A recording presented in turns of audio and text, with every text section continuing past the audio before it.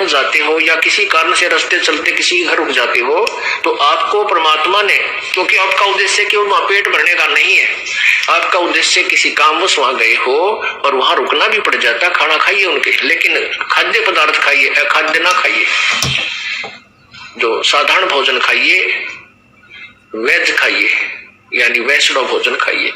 और फिर परमात्मा ने आपको मंत्र दे रखा है, उसका जाप कीजिए और अन्न देव की आरती दे रखी है, वह आरती कीजिए। आरती अन्न देव तुम्हारी जा से काया पड़े हमारी, रोटी आदर रोटी अंत रोटी ही को गाँव संत रोटी मध्य सबसे साथ। ऐसे हम प्रतिदिन खाना खाने के बाद आरती करते हैं। तो उससे क्या होगा कि आपका तो दोष नहीं, और आपके द्वारा वहां खाना खाने से उसको लाभ मिलेगा, क्योंकि एक संत को भोजन करा दिया।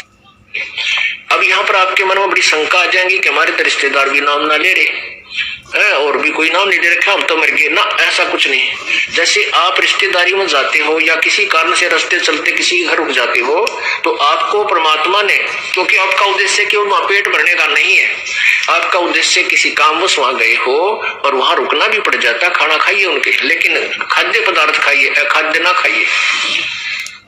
जो साधारण भोजन खाइए, वेज खाइए, यानी वैष्णव भोजन खाइए।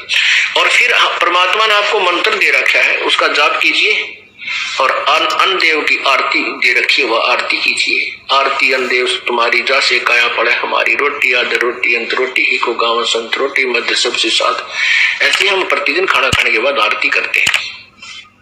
तो उससे क्या होगा कि आपका तो दोष नहीं, और आपके द्वारा वहां खाना खाने से उसको लाभ मिलेगा, क्योंकि एक संत को भोजन करा दिया।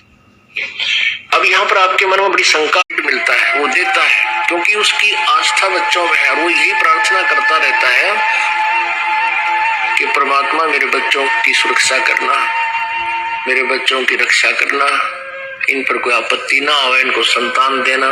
तो वो क्या होता है कि वो क्रेडिट तो उनको मिल जाएगा आपकी प्रार्थना से, लेकिन आपकी भक्ति माइनस।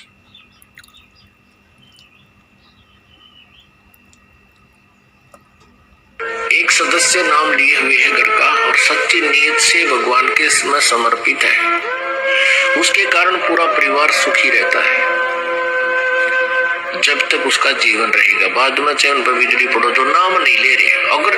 और फिर उसमें क्या है कि जैसे एक परिवार का सदस्य सच्चे दिल से नाम लिए हुए है और सही श्रद्धा कर रहा है और पूरा विश्वास के साथ, आधीनी के साथ, सब मर्यादाओं में रहता हुआ कर रहा है इस परमेश्वर की सच साधना, तो उसको अन्य परिवार को भी क्रेडिट मिलता है, वो देता है क्योंकि उसकी आस्था बच्चों में है, और वो यही प्रार्थना करता रहता है